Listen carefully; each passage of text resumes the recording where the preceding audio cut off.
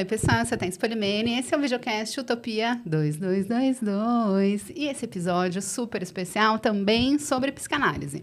Mensalmente teremos um episódio sobre psicanálise em que eu, Thaís Spolimene, apresentarei com essas psicanalistas maravilhosas, Rodi e Márcia. Sejam bem-vindas. Obrigada. Obrigada. Querem se apresentar rapidinho, só para quem não viu o primeiro episódio? Sim, eu sou Rodi Zimbick, sou psicanalista e executiva de recursos humanos. Sou Márcia Brito, sou procuradora federal e psicanalista. E eu sou apresentadora, roteirista, curadora e um monte de coisa aí de economia criativa.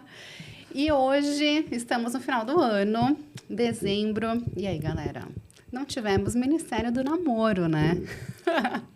Mas também, o que adiantaria ter o Ministério do Namoro se algumas pessoas têm dedo podre? E a gente vai falar sobre isso agora, pelo viés da psicanálise. Existe dedo podre, Rodi? Existe dedo podre, gente. Infelizmente, existe. Não é mito. Eita. É verdade. Existe dedo podre. E o que é o dedo podre, né? O dedo podre é aquela repetição de escolhas ruins que a gente faz. Então, a gente está num relacionamento ruim, com um padrão específico, a gente termina aquele relacionamento, encontra outra pessoa e aquela situação se repete. E aí a pessoa fica, meu Deus, sou eu que tenho algum problema, eu que sou a causadora dessa situação, é culpa minha, mas não é só culpa sua. Tem a ver com trauma? Ou não? Pode ter a ver com trauma, mas ele tem muito a ver com uma compulsão à repetição.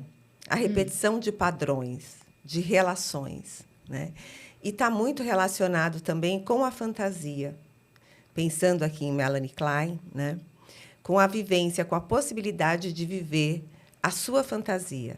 Então, de um relacionamento que você gostaria que tivesse sido no passado, como você gostaria que tivesse sido no passado aquela relação, normalmente com os cuidadores, né? Ou com os pais, ou com quem cuidou daquela criança. Então, se desenvolve uma fantasia de um relacionamento que aquela pessoa gostaria de ter tido com aquela pessoa na infância, e ela, na vida adulta, tenta reproduzir esse comportamento, esse relacionamento, transferindo para uma outra pessoa essa fantasia, esse desejo de viver um relacionamento melhor do que aquele que ela viveu. E aí isso não se configura, não tem como acontecer, e aí vem a relação que vai sendo uma relação difícil, tóxica e que normalmente leva ao seu final, né? Um grande exemplo é a dependência emocional. Uma pessoa, no seu processo de desenvolvimento, traz essas necessidades, muitas vezes até inconsciente, de viver alguns relacionamentos ou um relacionamento de amor completo que ela idealiza ou que ela necessita ou que ela sente falta porque não teve. E ela começa, durante os seus relacionamentos, a buscar incessantemente aquilo. Então, ela quer muito ser amada, ela precisa ouvir que é amada.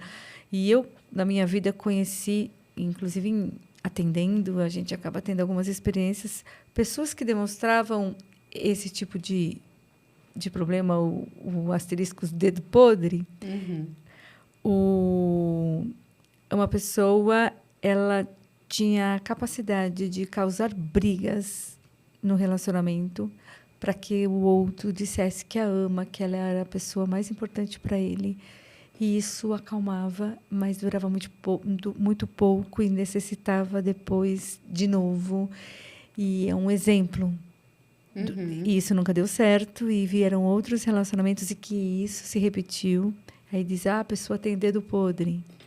Porque ela não dá certo, porque ela não consegue se realizar no amor, nas suas relações. E aí é o famoso dedo podre que realmente existe, vindo de uma coisa muito mais séria do que a brincadeira. Tem dedo podre, Super. tem dedo... É muito mais sério do que isso, é muito mais profundo. E eu estava vendo uns memes, e aí tem uns dedos podres de tudo, né? Tipo, você viu? Tem, sei lá, dedo podre de amizade, dedo podre de fila. Fila não é dedo podre, né, gente? É só azar. Mas de amizade pode ser, né? Mas é a mesma coisa. Sim, exatamente. Os ciúmes, a inveja, a possessão, a necessidade de ter aquela amiga só para você. Por quê? Relação de trabalho também pode ser, né? Tipo, chefes. Sim, o dedo podre é que a gente já, no senso comum, a gente vai para a relação amorosa, Isso, né? A sim. escolha do parceiro amoroso, é a escolha errada, né? Mas essa repetição desse relacionamento pode se configurar em outros lugares da sua vida também. No trabalho. No trabalho, às vezes a própria relação que você tem com seu chefe, com seus colegas de trabalho, é uma reprodução das relações que você teve na infância e uma reprodução dentro de um desejo de uma relação melhor, né? Ou de um exercício de um sentimento que você não conseguiu demonstrar na sua infância, porque você era imaturo emocionalmente, né? Para poder exercer aquele sentimento, aquela emoção. Né? E como que a psicanálise pode trabalhar isso? Segundo Freud. Segundo Freud. Bom, isso é tratado dentro da análise, né, com seu psicanalista, e através do mecanismo da transferência. Então, a transferência ela serve muito para que esse paciente consiga viver aquelas experiências recalcadas. Então, a transferência ela está a serviço do reprimido, do que foi recalcado. Né? Então, dentro do setting analítico, o psicanalista ele vai conduzir para que o analisando possa reviver aquelas situações em um ambiente seguro. E, a partir dessa revivência dessa situação experimentada no passado, ele vai ter uma melhora, ele vai conseguir superar esses conflitos internos, né? Porque é um conflito neurótico. Quando a gente fala do dedo podre, da repetição desse padrão, desse comportamento, a pessoa entra num conflito interno muito grande e vive essa neurose da repetição, né? E aí, dentro do set analítico, ele vai viver a neurose da transferência.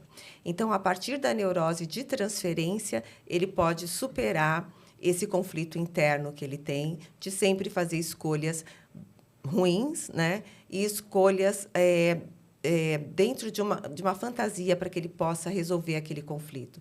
Então, ele passa a viver esse conflito dentro do set analítico, um set protegido, né, para superar esse conflito, ao invés de reproduzir isso na vida dele atual, causando danos emocionais e psíquicos para ele e para outra pessoa também que estiver na relação. Porque é um processo inconsciente. Também, a pessoa né? Ela vive os seus dias inconscientemente repetindo padrões. Então, no set psicanalítico, o analista vai conduzir a pessoa a trazer luz, né? Trazer luz à escuridão, a clarear, a achar e trazer para a consciência esses processos, essas fantasias, esse não vivido. E aí vem a teoria máxima de Freud, que é o repetir, lembrar, elaborar. Porque eu repito padrões nos meus relacionamentos com o meu chefe, com os meus amigos, com os meus familiares, com os meus relacionamentos, nos meus relacionamentos amorosos, eu repito padrões inconscientes. A partir do momento que eu consigo trazer à consciência qual é o meu recalque, o meu problema, aquilo que está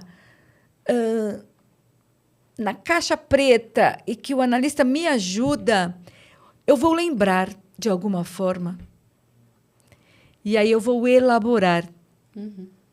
E aí você repete até lembrar e elaborar.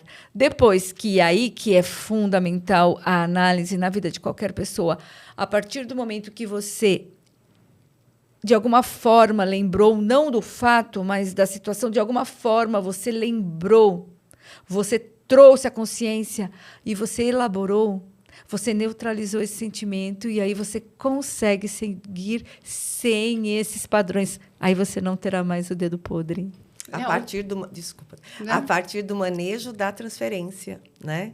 Porque a gente aprende com a experiência. É o aprender da experiência, ali falando um pouquinho de Bion agora, mas também dentro de Freud, as coisas ali se cruzam muito, né? Que no 7 analítico, você aprende pela experiência. Quando, através do manejo da transferência, isso surge.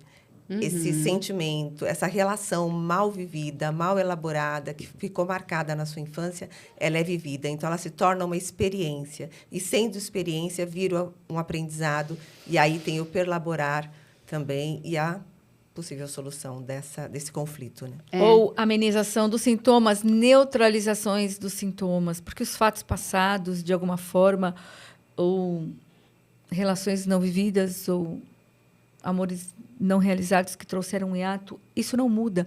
Mas o que a gente consegue mudar é neutralizar o sentimento. A gente muda a visão sentimental em relação àquele fato, neutralizando. E aí a pessoa consegue viver de uma forma dentro da normalidade, ou seja, da neutralidade daquele sentimento negativo, daquela...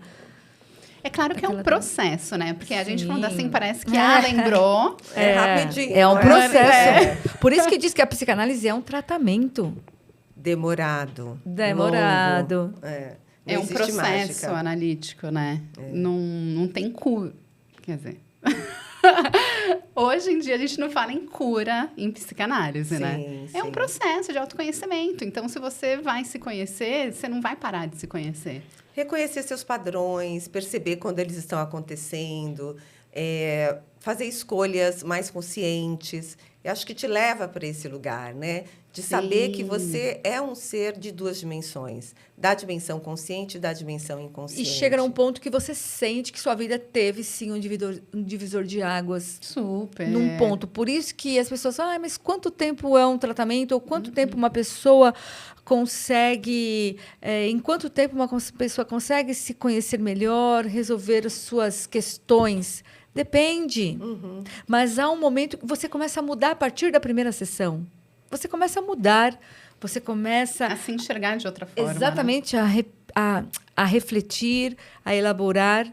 Isso passa a fazer parte do seu dia a dia. E chega um momento que realmente, na sua vida, houve um divisor de águas, onde você consegue olhar tudo com mais clareza. Porque os problemas não vão desaparecer. Né? Nem os fatos. Nem os fatos. Eles continuam existindo e você vai ter que lidar com eles. Só que você aprende a lidar com eles de uma maneira melhor. Né? Você tem mais continente, você vai ter mais formas de pensar, de resolver. Né? E como disse a Desi Gonçalves no Jô, né? Foi no Jô, né? Você fica mais inteligente. Né? Você fica mais inteligente, você consegue pensar mais e você sai de uma inocência que as suas decisões são conscientes, né? Você fica mais inteligente emocionalmente. Porque tem muitas pessoas muito inteligentes, dominadoras de assuntos dificílimos e não têm um desenvolvimento emocional. Porque a gente não está falando de cognitivo. Exatamente. Aqui, né? Não é do cognitivo, é do emocional. De como lidar com as situações de uma maneira melhor. De como observar melhor os seus padrões internos, as suas escolhas. Né? Como que eu faço as minhas escolhas? Por que eu estou escolhendo dessa forma? Então, por isso que te leva para um lugar de maior inteligência emocional, e tem pessoas, não só cognitiva. E tem pessoas que dizem assim, eu não consigo pensar, eu não consigo refletir porque dói. A pessoa não consegue mergulhar dentro dela e ponderar o porquê eu estou sentindo. O que eu estou sentindo. Então, por isso que a ajuda de um analista é de suma importância, justamente para mostrar o caminho que se percorre nesse autoexame emocional. E eu acho legal a gente falar que não necessariamente a pessoa precisa ter um problema para chegar ao analista. E eu acho que pode ter 2 caminhos. Um caminho é, por exemplo, esse que a gente está falando, né, do dedo podre. Tipo, nossa, eu não aguento mais, os meus relacionamentos são todos iguais, todos dão problema. Então, a pessoa está repetindo. Aí chega na análise, vai começar a recordar e aí vai elaborar. Mas também tem uma outra forma, que é a pessoa chega, começa a falar, associação livre, e aí vai recordar, aí vai repetir no set, ou No então set. fora. E aí vai elaborar. Então, Sim. pode ter, né, todos esses caminhos, assim. Sim, de expandir o consciente, né? E da gente conseguir trazer esses conteúdos reprimidos, porque existem os conteúdos reprimidos. A gente, né? E não necessariamente porque a pessoa passou por um trauma muito grande, tive uma infância muito complicada. Não é disso que se trata, não somente, né? Às vezes teve uma infância até que dentro de um padrão de normalidade, mas sempre tem algo que fica, né, mal resolvido dentro daquela pessoa e que precisa ser trabalhado na análise. Esse conteúdo reprimido, que ele é encoberto, normalmente. Existe algo que a gente fala na psicanálise de Freud, que são as lembranças encobridoras. Então, dentro de um certo momento que você viveu na sua vida, que pode ter sido traumático em certa medida, não estou falando aqui de traumas muito graves, mas que foi incômodo para você e que aquela pessoa não tinha maturidade emocional o suficiente para lidar com aquele tema, ele reprimiu. Né? Então, a gente pode falar do complexo de Édipo, quando a criança se sente atraída pelo sexo oposto, pelo pai ou pela mãe. Né? É um conteúdo que ele precisa reprimir, porque ele não tem maturidade para lidar com aquele assunto. Aquilo ficou reprimido de alguma forma. E ele precisa ser trazido, esse conteúdo inconsciente reprimido, trazido para o consciente para ser trabalhado, para ser relembrado de alguma forma. E ele vai ser encoberto pelas lembranças encobridoras. Então, por isso que a pessoa não consegue fazer esse trabalho sozinho, né? Não tem como a gente falar que, olha, tenha mais cuidado, mais reflexão sobre os seus padrões, olhe para si mesmo, porque sozinho ele não vai conseguir fazer, né? Justamente pelas lembranças encobridoras e outros aspectos que o inibem de ver esses conteúdos reprimidos que precisam ser trabalhados na análise. Eu acho que a gente pode falar também sobre um tema que a gente falou no Me Explica do episódio passado, que é a castração, né? Porque quando a gente fala de dedo podre, tem uma falta, não tem? Que foi criada durante o complexo de castração, vocês não acham? Eu acho que pode ser uma maneira de se olhar para isso também, né? Algum desejo que não foi satisfeito, né? Alguma relação. Então, a gente pode... Tem até um exemplo que eu já dei, que é uma criança que teve uma relação com a mãe que não foi tão boa quanto ela gostaria de ter, né? Então, a mãe, por exemplo, era uma mãe mais distante, mais fria, e essa criança gostaria de ter uma mãe mais acolhedora, mais presente, mas isso não aconteceu, mais amorosa. E aí, quando ela cresce, o que acontece? Ela procura parceiros amorosos exatamente igual àquela mãe, frios, distantes, não tão afetuosos, com a esperança de que ela consiga transformá-lo em alguém amoroso, próximo, carinhoso, como ela gostaria que a mãe fosse. E aí a relação não vai dar certo, porque essa pessoa não é isso, né? E ela vai continuar vivendo esses padrões de repetição, sempre procurando e olhando esse parceiro como um substituto da mãe e daquela relação desejada que ela tinha na fantasia ter vivido com a mãe. Ou na castração da menina, na fase da castração, quando ela reconhece que ela não tem pênis e que sua mãe também não tem, então ela volta-se para o pai. Porque ela sente que a mãe não tem um pênis e não possibilitou que ela tenha. Então, ela volta-se para o pai. E se ela não tem um pai presente, ou se ela tem um pai muito frio, que não lhe dá atenção, não dá amor, ela vai reproduzir, como a Rod está falando, em seus relacionamentos, reproduzindo, repetindo aquele padrão, encontrando um homem frio, ausente, na esperança de modificar isso, porque ela quer inconscientemente modificar aquela relação passada. Por isso que essa relação não dá certo. Porque ninguém muda ninguém, a não ser que a pessoa queira mudar. A porta só abre por dentro, né? Então, Ai, ninguém muda ninguém. Ninguém muda ninguém. E eu estou pensando também na questão dos ciúmes, né? Como tem pessoas que se envolvem em relações onde elas querem uma relação monogâmica e acabam sendo traídas, não recebem isso de volta, sim. vivem uma relação de muitos ciúmes. E como também pode ter a ver com o complexo de Édipo. Não né? trabalhado, né? Não trabalhado. Com certeza. Né?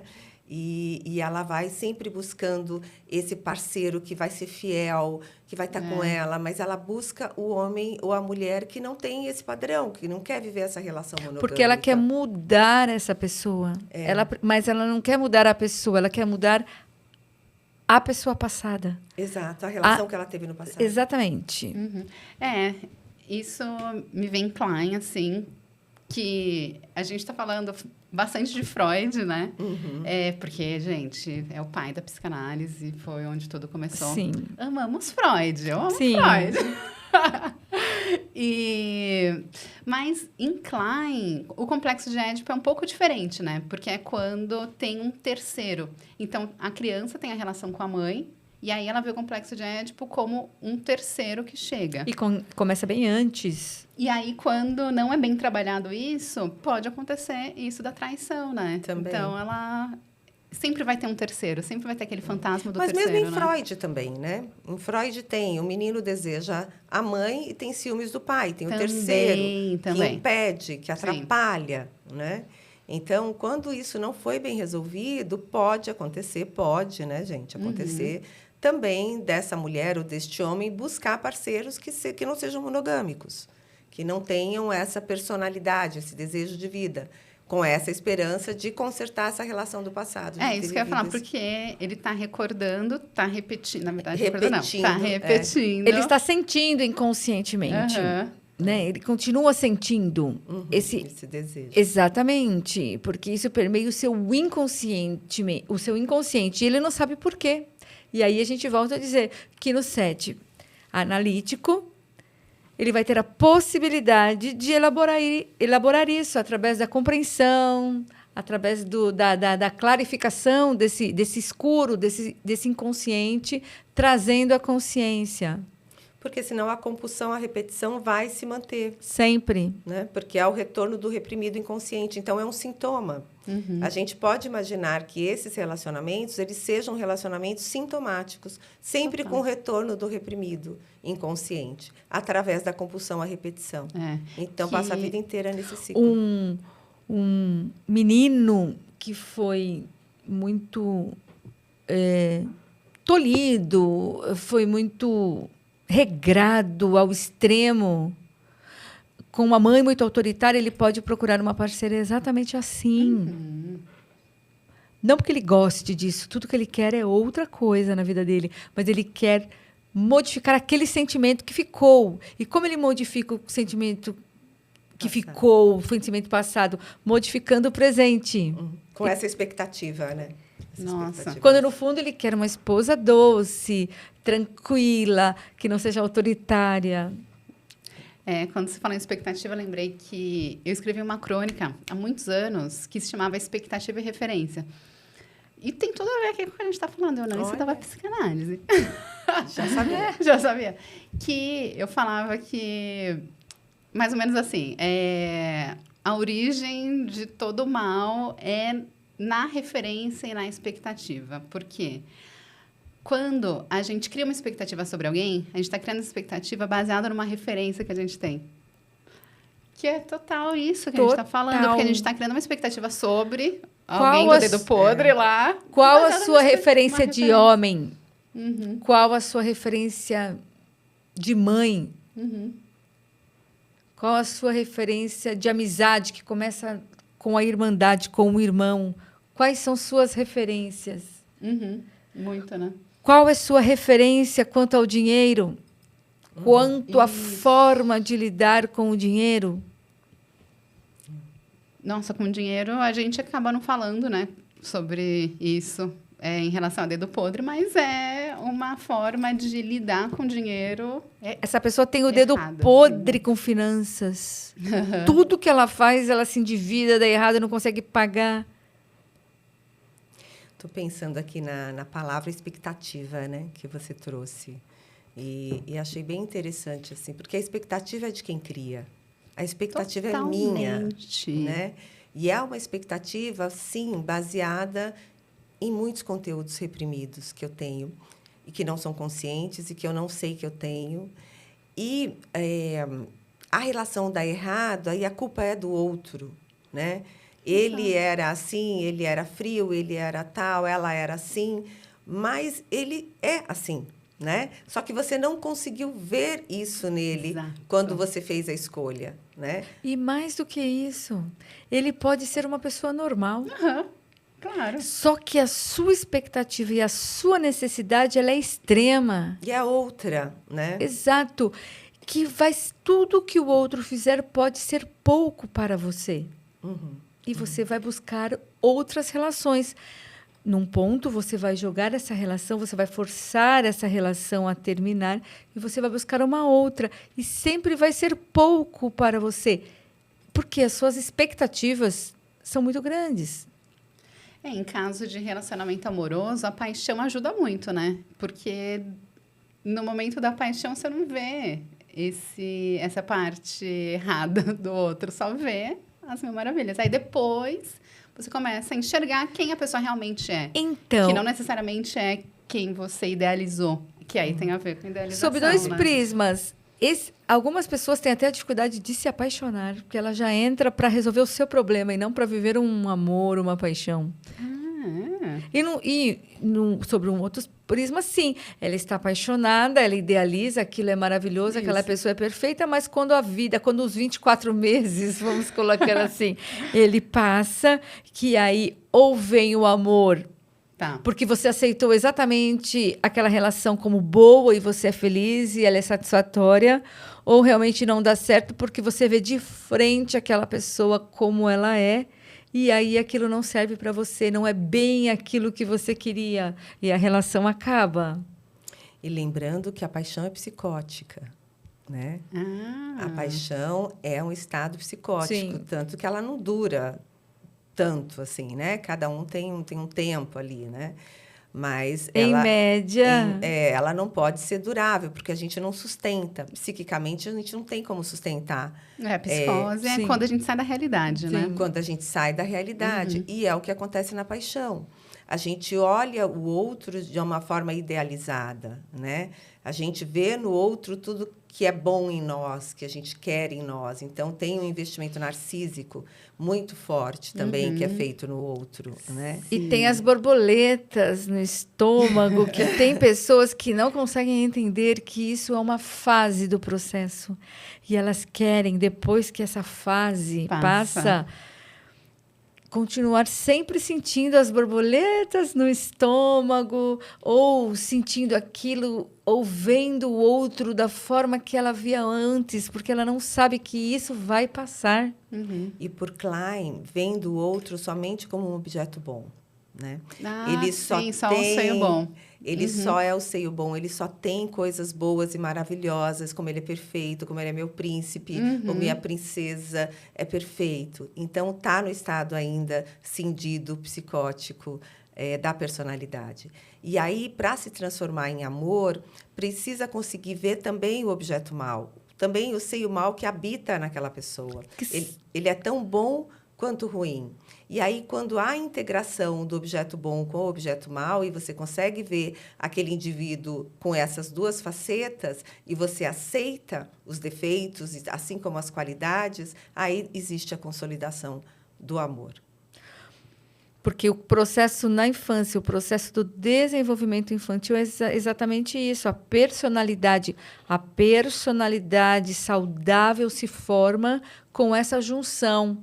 Integração. Com essa total integração. É objeto total, né? Não só objeto parcial, né? Sim. Exato. E assim também na relação, na paixão. Eu não preciso ver nada. Tudo aquilo que eu vivo me basta. Eu quero viver numa cabana.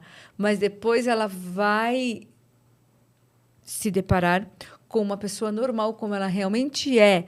Que ela também acorda. Dizem que o apaixonado nem sente mau hálito no outro ao acordar. Então, assim, mas ela vai ter que se deparar com tudo isso e ver que é uma pessoa comum, com erros, com acertos, com perfeições e imperfeições. Perfeito. Eu acho que no próximo episódio, porque já estamos chegando no final desse primeiro bloco, Já? gente. Já. Gente, que rápido. A gente pode falar sobre paixão e amor, porque tem muita coisa para falar sobre isso, Muita. né? E as pessoas adoram, porque as pessoas são alimentadas pelo amor. O amor move, então falar sobre amor é sempre bem-vindo. E tem muita gente que não consegue viver sem estar apaixonado, né? Sim. E aí vai emendando um E como o relacionamento no amor outro. também a gente relaciona com a solidão. Nossa, sim. Né? O amor pode ser relacionado com a solidão, porque é importante esse reconhecimento da solidão e do vão que existe entre eu mesma e o outro. Aqui tem um espaço no meio. Como a gente trabalha esse espaço no meio para que eu consiga viver a minha individualidade sendo eu e permitindo que o outro seja o outro e não tenha essa fusão tão grande de um se transformar no outro. E né? a completude de cada um para que seja feliz, sinta-se bem e queira ver o outro crescer. Queira ver o outro também se desenvolver. Então, eu sou eu, tem um espaço em que nós dividimos ou não, porque é a individualidade de cada um, e tem o outro. E eu quero ver o outro crescer, e eu quero ver o outro expandir. Isso é amor. Isso é amor saudável. É, isso em relações mãe e filho também. Em todas, né? Tudo. amizades. E nas relações atuais também, como elas são líquidas, se a gente Ai, quiser trazer amo. Bauman. trazer Bauman um pouco, né? Como as relações atuais são líquidas e talvez elas sejam líquidas porque a gente busca no outro nós mesmos o tempo inteiro. Nossa. Então falta alteridade, né? E Autoconhecimento, né? sim, e alteridade, né? Sair dessa mistura de ter o outro, que o outro seja eu. E ao passar do tempo na relação, quando você percebe que o outro não é você, você perde o interesse. E some, desaparece, os ghostings. Eu acho que tem tanto para falar sobre isso. Ou né? também sou tão potente, competente, que eu forço o outro a se tornar o que eu quero. E aí também perco interesse. Que é a questão da transformação mesmo, né? De você se relacionar com alguém já pensando que aquela pessoa vai se transformar no que você quer. Vou consertar. E depois perco o interesse. Ou eu sou tão ciumento, eu modifico aquela pessoa, eu consigo tirar o brilho daquela pessoa e, por algum motivo, aquela pessoa cede a isso. Mas quando ela cede, ela não é a pessoa que eu conheci. E eu também não queria que ela cedesse inconscientemente. Eu perco o interesse. Nossa, tem muito pano para manga, tem muito para falar sobre isso. Mas primeiro vamos curar, não sei se curar, mas trabalhar esse dedo podre aí. Sim. Para depois a gente aproveitar o Ministério do Namoro, né, galera? Então, vamos agora para o próximo quadro, que é o Me Explica. Vocês vão explicar sobre o que mesmo? Vai lá, Márcia. Explicar sobre um tema psicanalítico de um modo fácil. Eu vou falar sobre uma coisa que eu gosto muito, que é a diferença do pensamento e do pensador.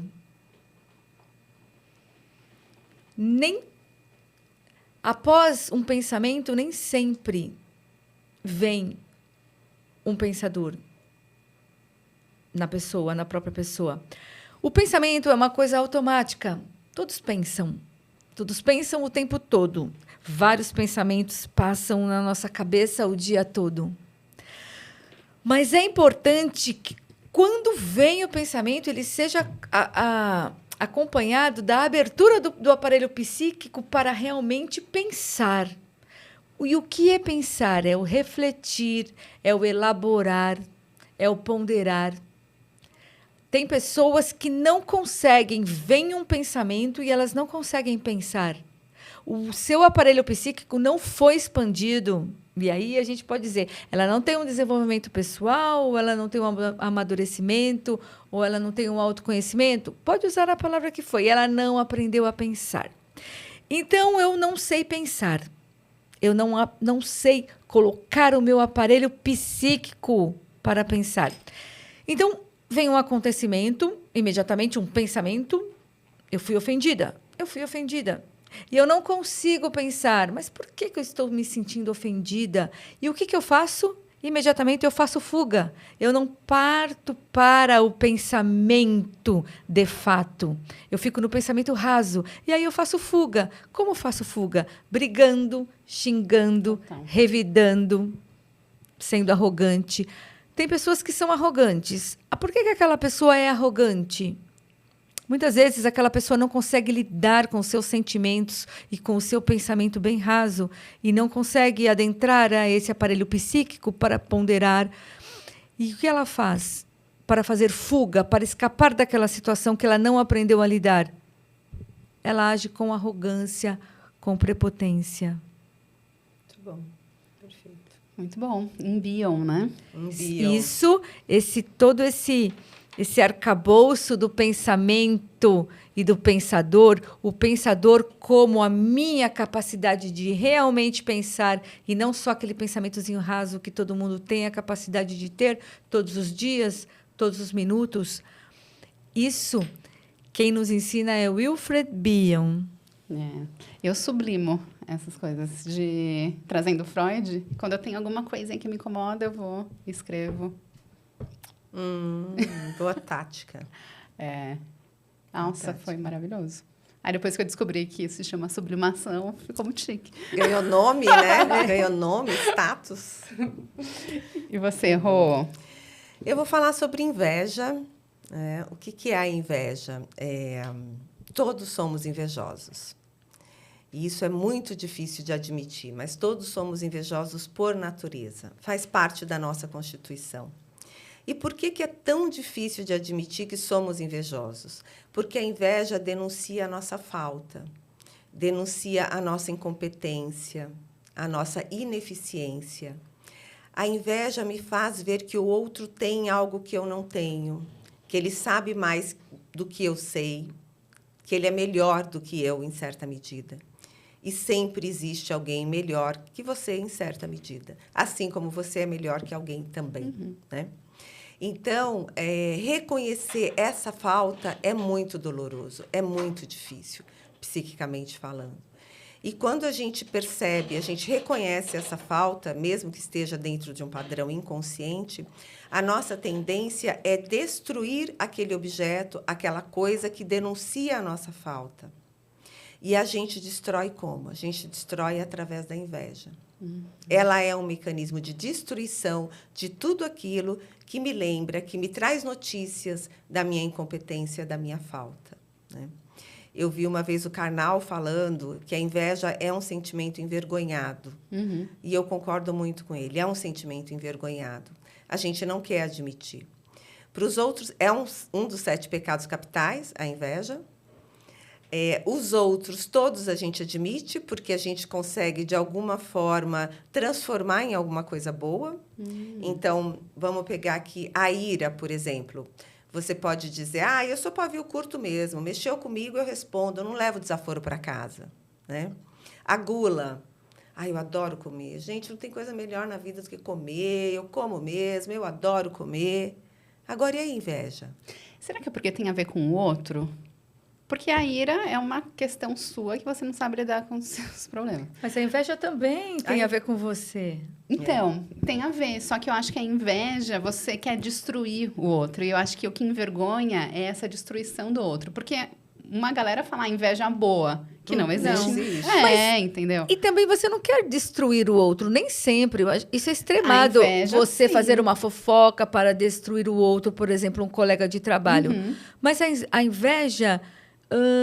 muitas vezes você não quer destruir o outro, você se ressente com o outro, você se ressente muito.